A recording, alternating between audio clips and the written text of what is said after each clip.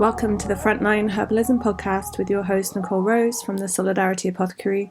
This is your place for all things plants and liberation. Let's get started. Hello, welcome back to the Frontline Herbalism podcast. I'm sure you're hopefully aware by now, but if you're not, this is part of a series supporting the Medical Self-Defense Network, MSDN. So this is like a grassroots network of medics of different backgrounds, whether it's paramedics or doctors or people engaged in like herbalism and other grassroots healthcare work. And yeah, we're interviewing different people active in MSDN around the world.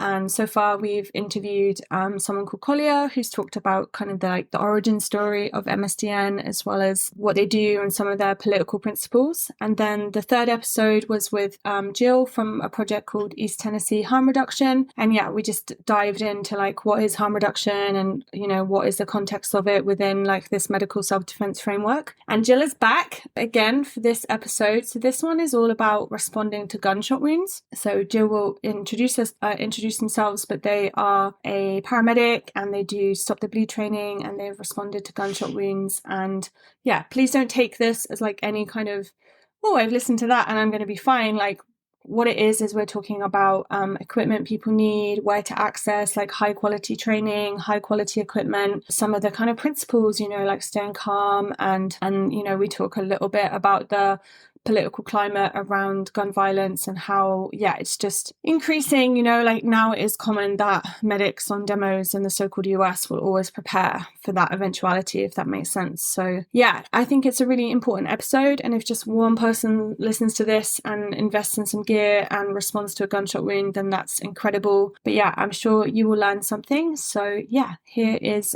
Jill and I talking about responding to gunshot wounds.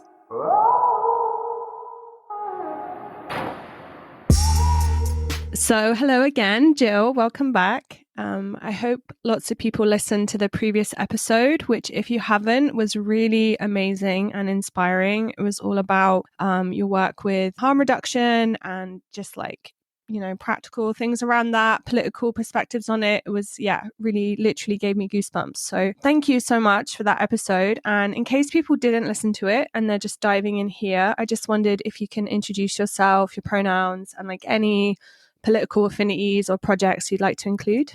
Yeah, absolutely. And yeah, that previous episode was awesome. I really enjoyed that time with you. But my name's Jill. I use they, them pronouns, and I run East Tennesse Harm Reduction. I'm also involved with mutual aid disaster relief and several other autonomous organizations, usually involving healthcare or assisting people in accessing healthcare.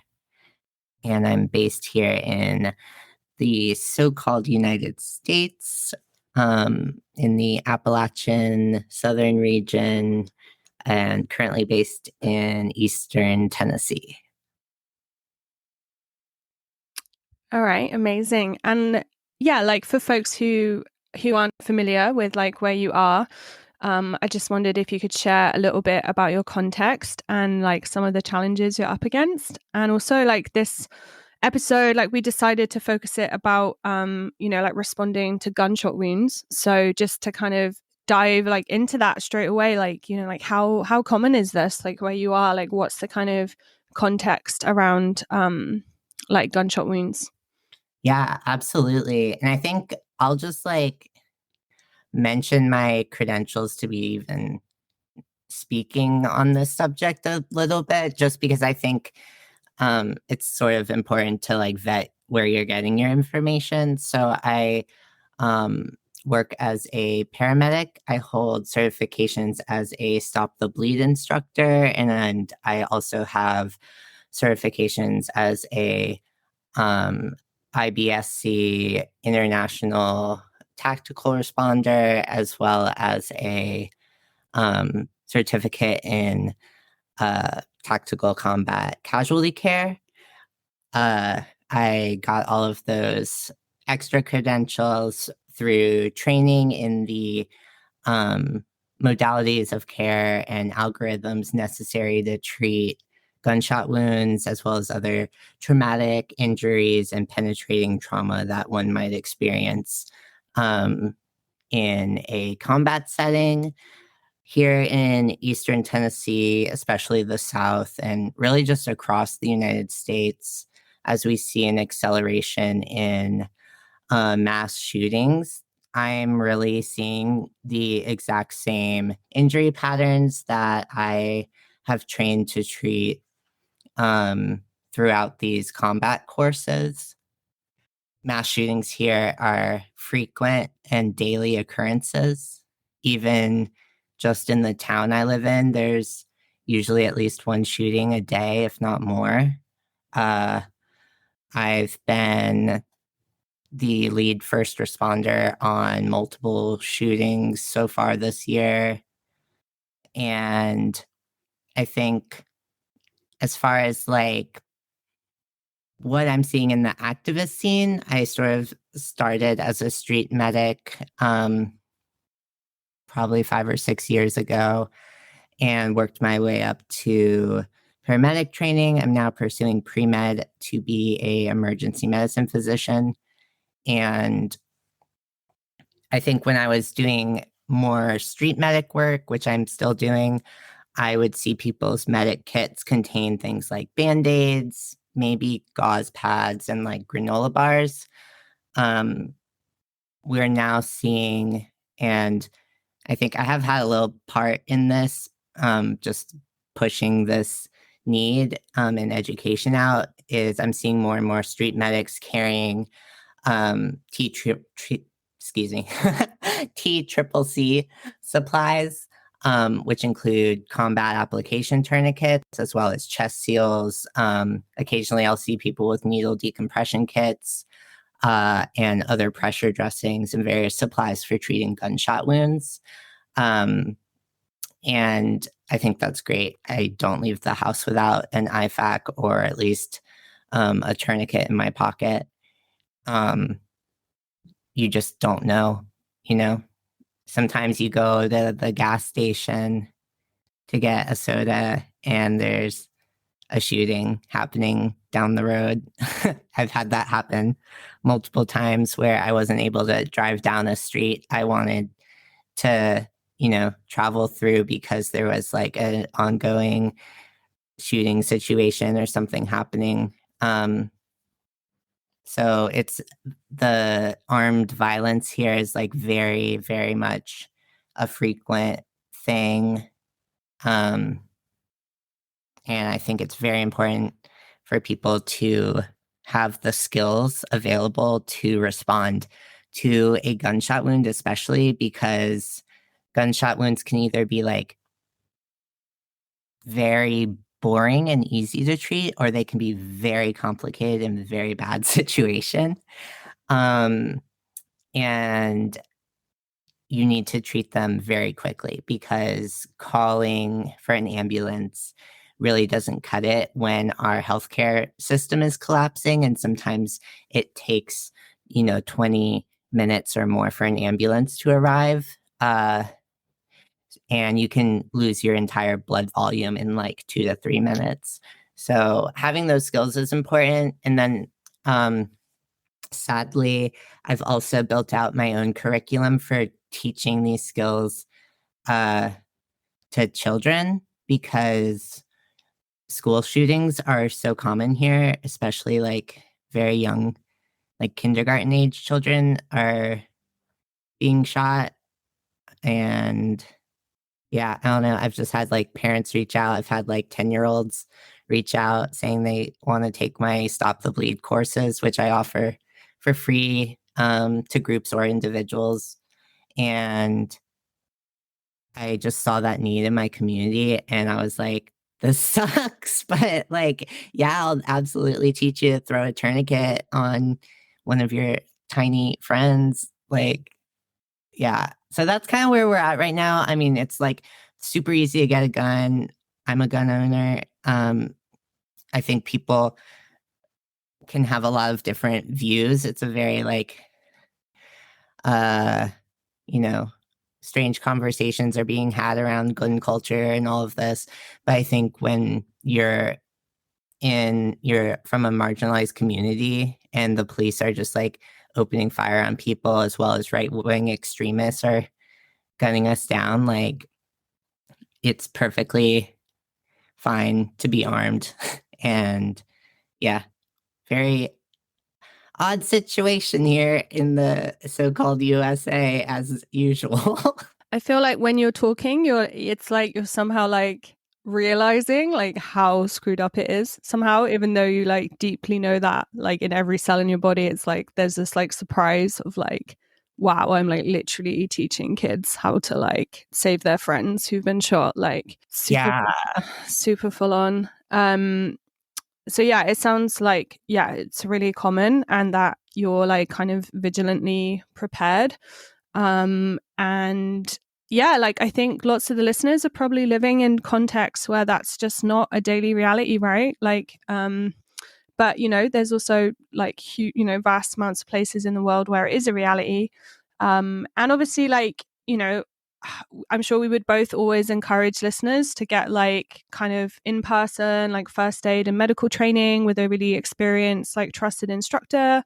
But I do think like also people learn a lot from listening to things like podcasts or like self-educating on YouTube or whatever, from good sources. But yeah, I think lots of people are kind of like keen to know like the basics of like how they should respond. And I just wondered like if you could give us a bit of an overview of like responding to gunshot wounds, like in as little or as much detail that you'd feel comfortable sharing. Um, yeah. Yeah, I think I can definitely do that. Just to do a like really quick overview of like the sort of extent of the injuries I've seen, and just like a, I guess, general content warning. I'm going to be talking about like death and dying and really horrific injuries, blood, uh, yeah, brains. I don't know. It gets a little awful, but we are capable of treating these things and dealing with them and healing from those experiences. Uh, so from my experience, I've treated self-inflicted gunshot wounds to the head, um, the face, and multiple ones to the arm, and one penetrating chest gunshot wound. So that's been my experience. I haven't had any like lower extremity ones yet, but I'm sure I will. And so from my experience, like gunshot wounds can either be like very, very boring, and it's almost like, besides the like, oh, you got shot, like that's not good. They can be kind of like chill and like a boring thing to treat, which is so weird because like one of my first times treating one, I was like, oh man, like someone got shot. I'm gonna do all the crazy stuff or the wild stuff I learned, in these classes. But like in actuality, the person was just kind of chilling, and like it wasn't actually like that big of a deal as far as like blood loss or like hemodynamic instability, where like maybe your blood pressure is plummeting, or there's like deep concern for rapid deterioration of your health status. He was just kind of like hanging out, and I was like, we started just chit chatting, and I was like, you got shot, like that sucks. We'll figure that out at the hospital. Like, you're completely stable. Your vitals look great. I'm going to just put this like Band-Aid basically over your injury. And I put on um, just like a pretty basic bandage. It wasn't bleeding. I didn't see any signs of like massive, internal bleeding or anything. And we basically just talked about like the circumstances around that person getting shot and like what had caused it, and keeping him talking helped keep that person calm. And it also gave like, I ended up actually just like teaching this person how to treat gunshot wounds on our way to like get higher care. And I think that was like a really wild moment because it wasn't this person's first time being shot. Half of the gunshot wounds I've or almost half of the gunshot wounds I've treated, the person who was shot, it wasn't even their first time, which I think just speaks to the level of like gun violence in this community. It's like it's not their first rodeo, and that's wild. Because getting shot's not normal, and it's becoming normal here, and that's really scary. But as far as treating gunshot wounds, that kind of just goes over like, cover the injury. If it's not bleeding, you don't need to really like freak out. Like if it's not in the belly or somewhere where like obviously it has hit something. This guy just had one like in his arm and it somehow was fine. But you really just want to think about, ABC, airway, breathing, circulation. So like, are they breathing?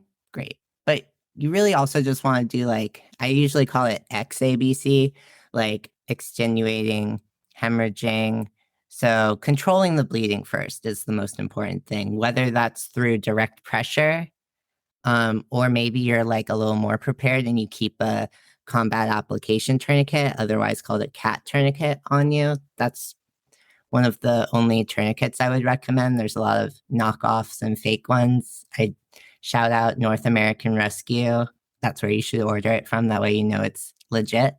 But yeah, stopping the bleeding, putting on that tourniquet if it's on an extremity, using direct pressure if it's not gushing blood, and just keeping that pressure on until higher care arrives, because we really shouldn't be trying to treat gunshot wounds outside of the hospital. The,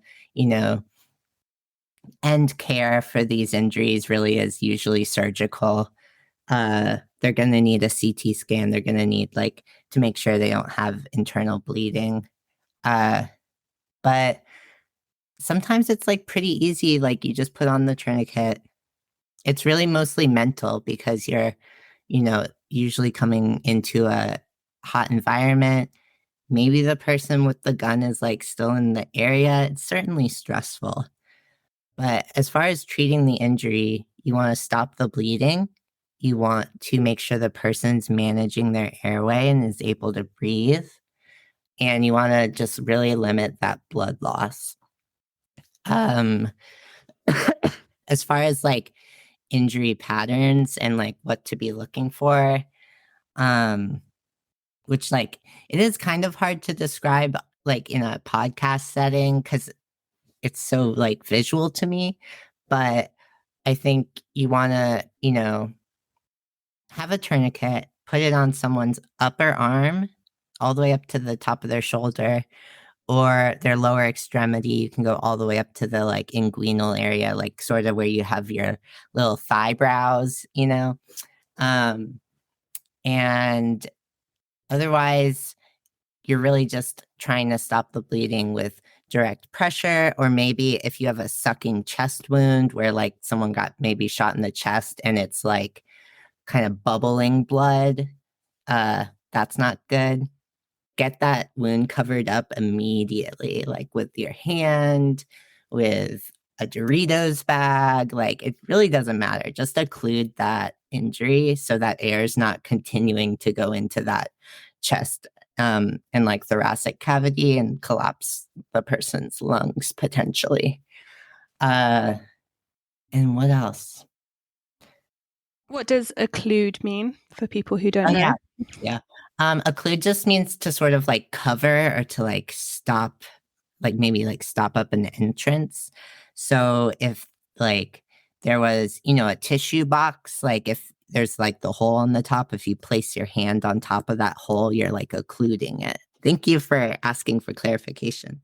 Yeah, I think for me, most of the like gunshot wounds have just really been like sort of mental gymnastics to like make sure like I'm checking all those big boxes, like the bleeding is controlled. They're managing their airway fine without my intervention. Like they don't need me to give them rescue breaths. They don't need me to use maybe something more fancy that an ambulance would have. And yeah, just being able to get that person to higher care. I think when we're in like protest settings and maybe someone's been, shot, unfortunately, there tends to be a lot of like valid panic. And I think just having, running with a partner or a medic buddy or something and making sure that one of you is able to treat the patient while one of you is able to calm the crowd or at least keep people or maybe police or other reactionaries away from the provider and the patient or whoever's providing care to them is important. Um, that's been one issue is like people on scene sort of like freaking out, which is like, it's fine to freak out when people are getting shot. Like, I think that's normal and like should be encouraged. But also, like, maybe don't do it like right here because I'm trying to like get this person to not bleed out. So, like, freak out somewhere else. But freaking out is okay and valid. And I think just reminding ourselves that like I'm trying to think of how to describe all of this to like maybe a listener who isn't from this country or like maybe is somewhere where like guns aren't super prevalent, because here if you go to the grocery store like you're definitely going to see someone like with a gun on their belt or something, like everyone here is armed. uh but when I lived in Romania, like I remember this guy got stabbed and there was like a national day of mourning that like something so violent had happened. And I just remember thinking that was so wild because like we will have like 30 school children die here and it will like not even really be that big a deal like a week later. And people were like so just like tormented by the act of violence that occurred in Romania that it just made me feel like so wild about what happens here in the US and how we just like aren't even allowed to have time to grieve that violence because something even worse happens like an hour later.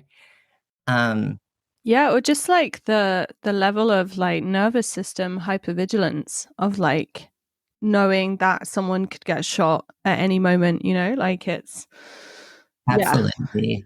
And in terms of gunshot wounds, like I think you're right, like about people just like swinging from extremes of like, okay, am I going to respond to this? And there's just going to be like blood everywhere, like, and then it just being like a scratch, like, but like, so for example, we responded to a gunshot wound in the refugee camp in Dunkirk the month before last, and like very fortunately, there was no level of like catastrophic bleeding. Like it looked like I'm not qualified to like assess a wound, if that makes sense. Like I could use my first responder training to kind of keep him calm and call the ambulance and things, but who refused to come into the camp, so we had to kind of like move him ourselves, which was like quite distressing. Um, but like, yeah, like looking at the wound, it kind of just looked like a graze or something. Like it just, but I always wondered, like it made me feel like, right, I really need to like up my training game because, we're mostly dealing with like coughs and colds, right? But like how you've mentioned the importance of, like accessing higher care, but like, how do you know in that moment that like he's not bleeding from anywhere else or there's not like gnarly like internal bleeding, or do you just not know that that stuff's going on unless someone's in hospital? I think like I saw a few weeks ago a very similar injury to what you're describing where the person had like graze injuries on their arms. Um and they almost looked like defensive sort of injuries from where maybe the person was like blocking, like trying to block someone with a gun or something from like hitting their face because of the way the bullet grazed across their arm. And I was like, this could honestly like just go to like a little outpatient clinic.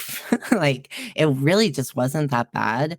But also it's like I got that person immediately like booty naked, like all their clothes off in the back of the truck because I don't know if they, got shot elsewhere. Like maybe they have, somewhere else people tend to forget to look in the armpits, and like people will, if they reach for the weapon while someone's about to shoot them, like they'll get shot in the armpit.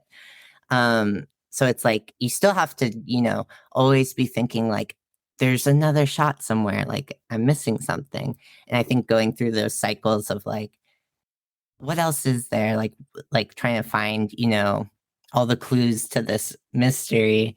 Um and having access to higher care is so important. But I think there's also nuance in treatment, because if you're in like an austere setting, like some of the MSDN folks who are treating injuries in Ukraine, I can't imagine what their evacuation times are in some of these settings, where the golden hour, which is sort of like this older ideology of like getting someone to a surgery capable hospital within an hour of, a combat style injury is the most ideal gold standard of care. Like that just goes out the window in austere settings and like war zones. But I've also witnessed that sort of go out the window here, like in the civilian population, where our hospitals are just completely screwed. Like especially after the poor response to COVID we've seen in the US, like we're just so understaffed. Our EMS systems are crumbling. Like you might not be able to get to higher care in a quick amount of time. So I think that just kind of circles back to the need for like people to seek out this sort of higher first aid training, because you really are, unfortunately, at least in the US and I'm sure elsewhere, you are like your own first responder. And even the people we're supposed to be able to call, like they might not show up for a minute. Um, and if you're especially at a protest setting, um, during Charlottesville, like there were people being shot at, and like the cops did nothing. EMS did nothing. It took a very long time once that car hit for ambulances to be able to respond. So the street medics, were like caring for everyone to the best of their abilities, even though some of them were also injured. So like that was a really big moment for me to be like, we have to learn these skills. So I've just been trying to teach people as much as possible. And I think treating gunshot wounds is something we can learn to do. And we absolutely should not have to learn this, but that's not where we're at right now, at least where I am. And let's see, maybe you have some good questions about like what skills or like what questions might be helpful to answer around these sorts of injuries. Sure. I mean, what you were saying actually made me think of an example. In the UK, like there was a bombing in this like arena where there was like some kind of pop concert on in Manchester, and there was like loads of like catastrophic bleeds, and there was a paramedic in there who just was like there with his teenage daughter or something, and he just like, I don't think he had even any kit on him, but he just like stripped off like everyone's belts and like handbag things, and just like literally just like tourniquet like everyone left, right, and center. And he like, I think he was responsible for saving like 70 people's lives or something, like just from knowing that kind of information. And I know like after the 7/7 bombings like in London, like they wouldn't let the paramedics like enter the underground stations because they couldn't obviously like keep them safe. And they just decided like the better strategy is just to like train people, like just like the general public in like stop the bleed training, even though I don't think that's like particularly been effective because it's like been under resourced and like loads of people haven't had training. But I met a doctor in Palestine, and that was what they were doing. They've trained like 150,000 people in like responding to gunshot wounds, because they were like tired of people being paralyzed and things from being moved like inappropriately, or like, dying from bleeding and things. But like I guess like my questions in that respect are like like, where do you think people should like seek the training, if that makes sense? Like, is it adequate to do some kind of online course? Does it have to be in person? Like, what kind of standard should someone be aiming for? And then the other question is really like, what kind of kits do people need, right? Like you mentioned, giving out more things and like the IFAC, and maybe we can talk about what's in one of those. But yeah, so I guess the questions I've got, because, we can't dive into like loads of gunshot specifics, but are just kind of like, yeah, where can people get the skills and like what gear do people need? Perfect. Yeah, that's great. Thank you. Yeah, I think getting training from people who are qualified to teach is so important. Like, this is my gatekeep girl boss section. Like, I think it's awesome to self-teach through YouTube and other trainings. When I was an EMT, like is when I started teaching Stop the Bleed, and I had not at that point treated a gunshot wound.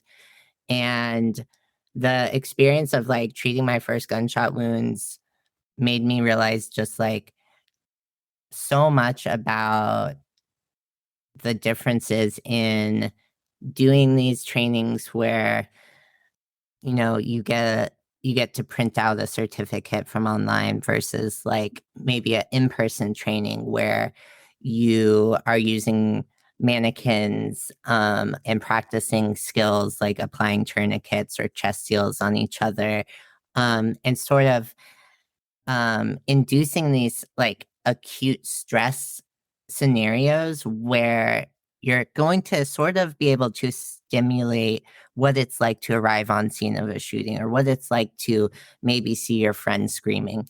Like those sort of things that you face in an actual emergency are very important to being able to provide care in those moments. And so I think like as much as possible, training in person is so helpful. And then don't just like go to the training and then like you're good. Like practice those skills. Like I used to be such a dork and I would like take a pillow and like run into the room and pretend like the pillow had been shot. Like I Oh think my God, it's so cute. like I low key kind of still do stuff like that. Like I'll be at the grocery store and I'll be like, okay, like 3 people just got shot. Like, how am I gonna treat like this? And then the poor cashier is standing there like trying to check out my groceries while I'm like zoned out thinking about that. But Oh my God, I totally thought that was just me. Like, and I don't even live somewhere where people get shot, but I'm always like planning emergency scenarios in my head. yes. And And now like with the herbal medicine training, I'm now also looking at everyone's body, being like, oh, like they've got this constitution and they'd really benefit from this plant. And you just can't switch it off, can you, once it's in your brain? it's so hard to like not pathologize everything, but there's so much pathology everywhere. It's like, oh, like that's definitely congestive heart failure. Like they should be on Lasix or like whatever. But yeah, I think like it is not good for your mental health to do that. And I acknowledge that, but also it does make you better equipped in an emergency setting to respond. So, like, I wouldn't recommend doing like you and me do if you're just like someone who has doesn't have the like need or desire to like be in these situations frequently. Like, maybe you're not the person that needs to like break your brain a little bit doing constant like trauma scenarios. But if you are someone who like calls yourself a street medic and you pardon me, and you do go to like protests or you do want to fill that role in the future, um yeah, like terrible advice, don't listen to me. I think you should do that. I think you should think about these things. Think about what it will feel like to see your friend get shot and think about how you will take care of them. Like, I know that is so terrible to say. I truly believe it's important to think about these things because then when you're in the moment and it's literally the worst day of your life, you don't become a patient yourself by freaking out. And if you do, it's absolutely okay and it's fine. But you can, I think, like build those neuroplasticity. Like your brain is a very powerful tool. And I think working through these situations that maybe your mentor in a training mentioned, like keep building on that. Think about awful stuff.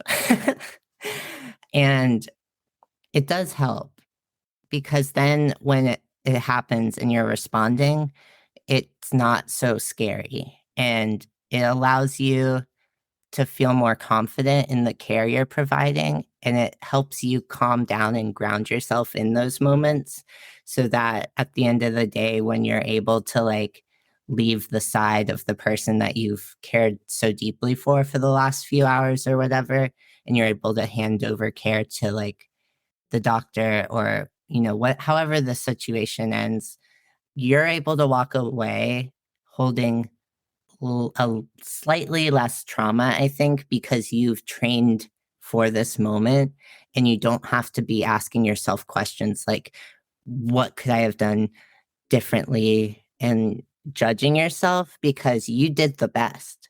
And no matter what, like you responded to something that you shouldn't have had to respond to because this sort of violence isn't normal and it's not okay. And we shouldn't have to be like treating people's gunshot wounds because we shouldn't be getting shot.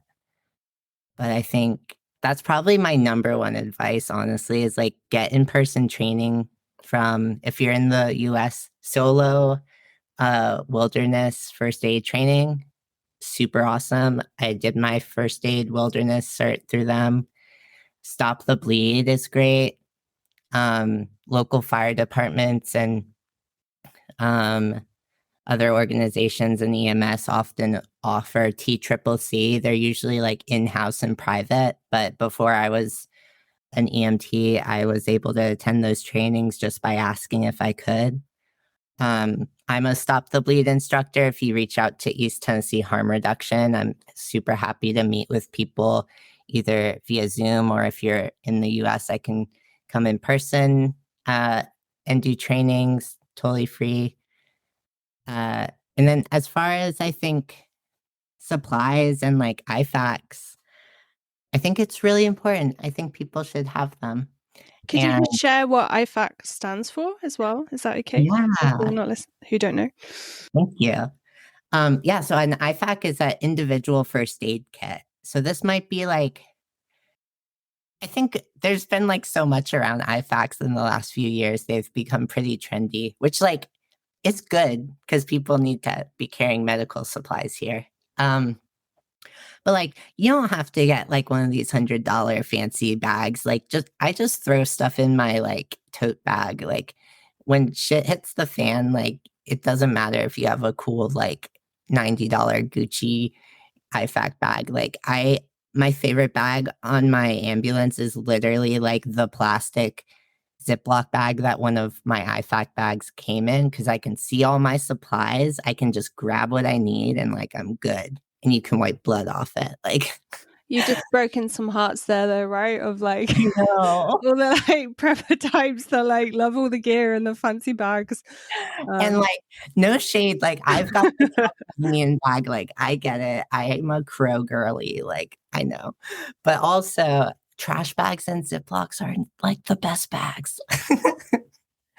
But as far as supplies, I think if I was going to build out, which I do, IFACs for people, what I put in them is a combat application tourniquet from North American Rescue.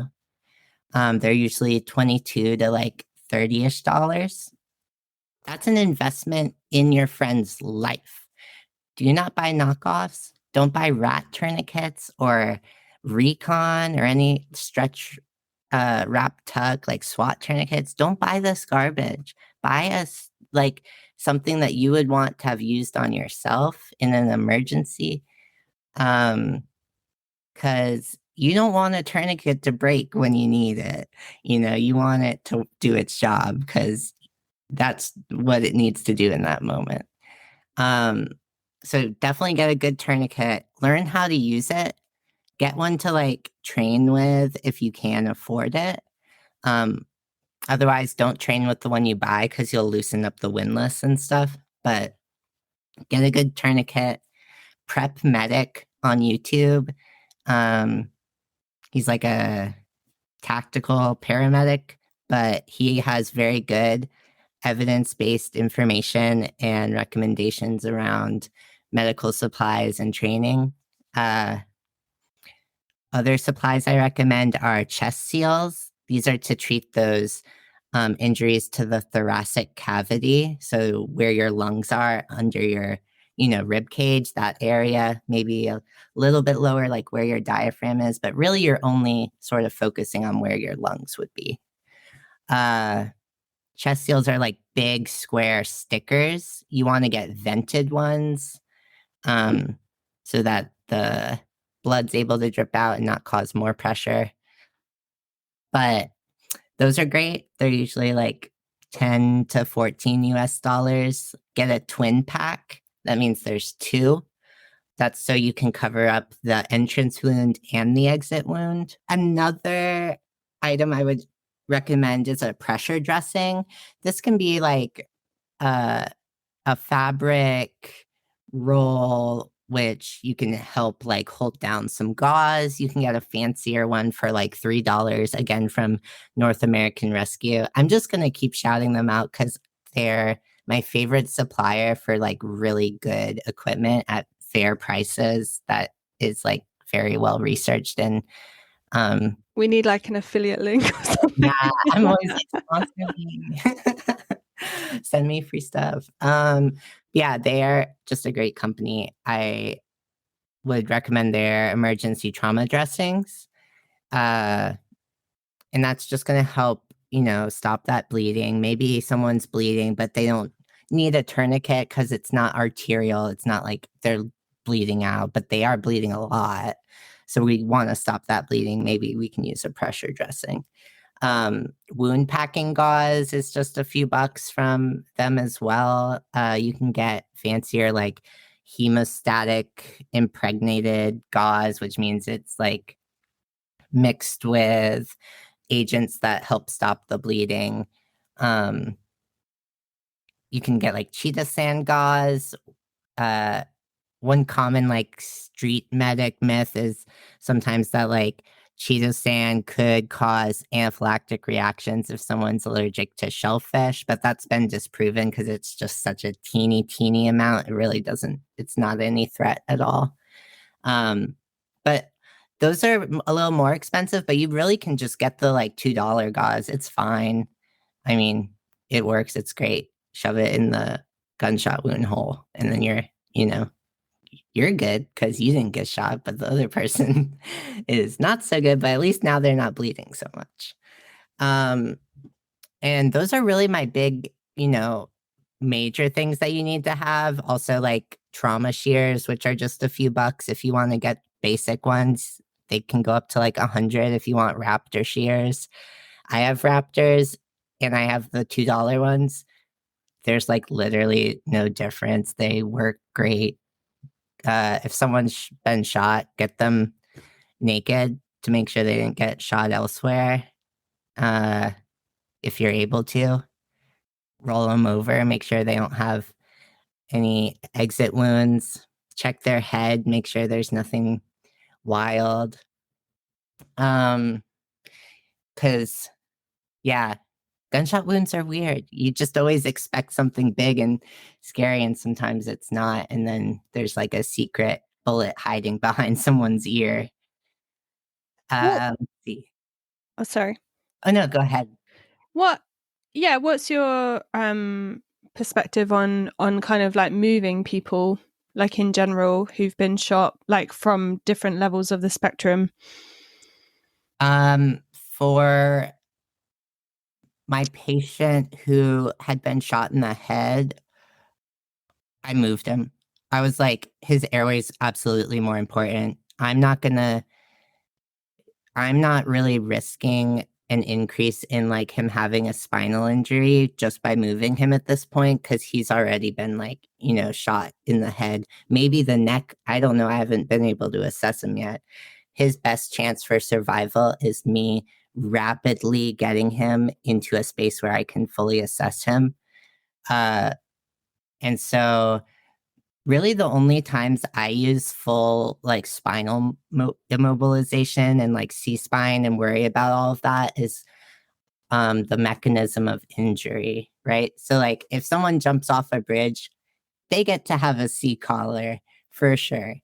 If someone's been like shot and like we know there's maybe spinal involvement, I'm not gonna be the one that like further messes up their spine that much because they've already had such a large mechanism of injury.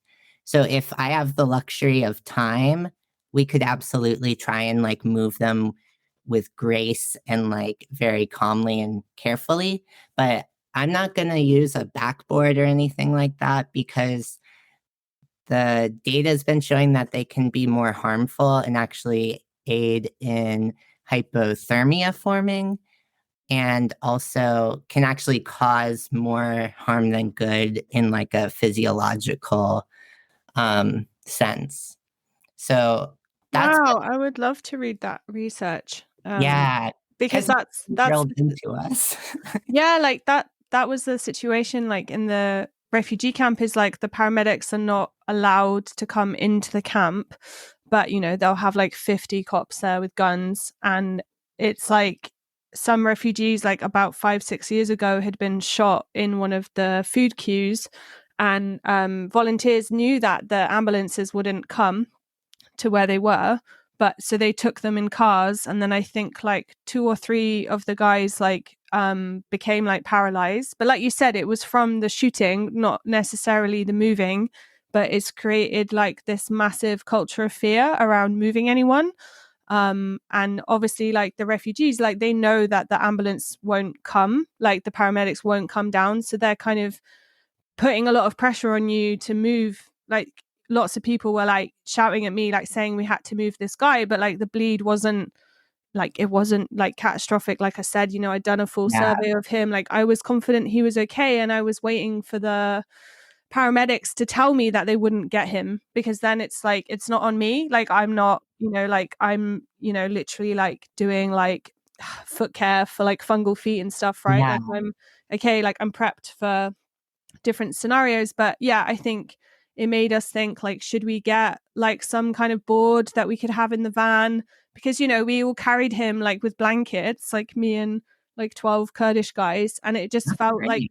very dehumanizing for him because he was in a lot of pain. It wasn't quite his hip, but it was like, yeah, it was just like something about like the dignity of the blanket, which was upsetting. But I was quite worried clinically about, am I going to be like screwing this guy up, if that makes sense. Yeah, So that's so valid because also we're like taught that because I mean, even in my like education, people are like, the spine, it's a spine, like it's strong. It lasts our whole life. Like it's good. It's pretty hard to break it or like, sever the cord or anything. And so there's just so much that's been taught around like we have to do all these things no matter what, protect it. It's really difficult to like actually further an injury if it's already occurred, um because they're pretty much already like going to have an issue, um especially if you're trying to get them to higher care.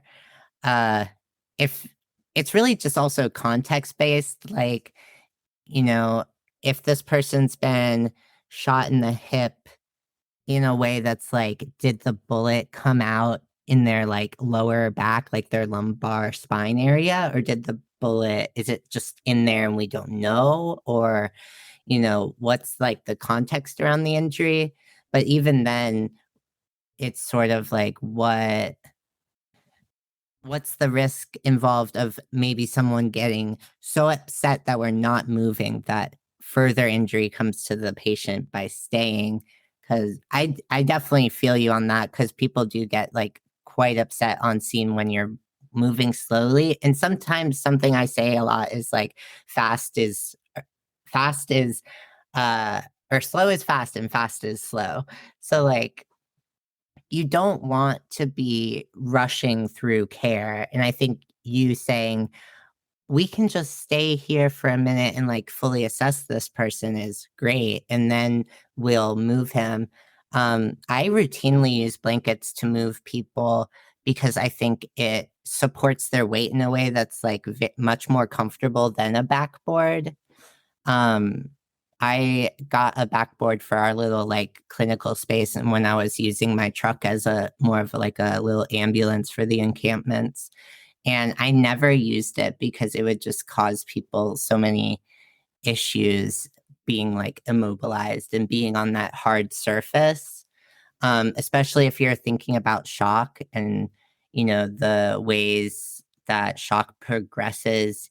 Anything that's cooler than body temperature is going to aid in hypothermia forming when there's been blood loss. Um, and so a backboard can become an issue in that sense. But I think, yeah, I'd be happy to share some of the like uh, education and stuff around like not using those and like not needing to be so worried about it, because I do think it's like not shared enough. And just from having like witnessed so many like bad car wrecks and stuff where we didn't immobilize, um and then seeing positive outcomes, I think it's definitely like true that it's not something we have to be so frightened of. Yeah, that's super interesting. And I think I'll listen back through this recording and I'll try and put like links in the show notes so that people can like more easily check some of this stuff out. Yeah, And just like from a like trauma PTSD perspective, like it being immobilized like is one of like the main trauma dynamics. So it's kind of totally. interesting. Yeah, it's just really, yeah, I'm really stoked that we've been talking about this, even though like you said it's a really horrific thing to accept that it's happening all the time. um so yeah, we're coming up to an hour, and I just wondered like if there's anything else you'd like to share about responding to gunshot wounds. Like I think you've gone over like some of the like really essential basics. You've talked about where people should get training and doing scenarios and some of the kit stuff that people should have. So yeah, I think people will take like loads away from this. But is there anything else you feel like we've missed? I think just for people to sort of like assess their capacities for running as like a street medic, or their capacity for being like well prepared for these scenarios, because I think it's just so important to know what your limits are and what sorts of like tactics can you provide in these scenarios to render care. And I think people sometimes, at least in the circles I'm in, like they feel pressure to have street medic skills, or to have like, you know, other skills that maybe they're not like really equipped for. And I think knowing what you're good at and knowing what you're interested in or passionate about goes such a long way, because when you are in those high stress scenarios, it it does show, and it does help to know like I could treat this injury, but oh, if someone had something wrong with their eyeball, like, oh, no way. And just like sort of thinking about like everything. Um, and then always having someone you can reach out to after, like maybe you did have to treat your friend, or maybe you did have to treat a stranger who now you feel so close to because you rendered this care, but now they're gone because they're at the hospital and you don't have a way to contact them. And having a friend or someone close that you trust to talk about these experiences with is very important, and sort of debriefing them, and always remembering not to critique yourself, because there's always going to be something that could be done differently or better. There's always room for improvement. You have to trust yourself that you did the absolute best you could in that moment, and that you prioritized the care and the autonomy and the love that you have for humanity through caring for this person. And don't beat yourself up about, oh, I didn't put the tourniquet on tight enough or blah, blah, blah. Like, no, you did great. And you deserve rest because whatever just happened sucked. And I'm sorry you had to deal with it. And just always remember that you did a great job because we shouldn't have to do this in the first place. Yeah, for real. And I always think about this in terms of like nervous system stuff that people don't realize, like how much of our responses are just like kind of autonomic, right? Like they're automatic, like they're not necessarily in our conscious control, and like they're reproducing like all kinds of dynamics. Like if someone freezes, for example, in a situation, they can really like put themselves down about it. But it's like, hey, like that's how your body has like trained itself to survive. Like you're not going to turn off that response like super easily.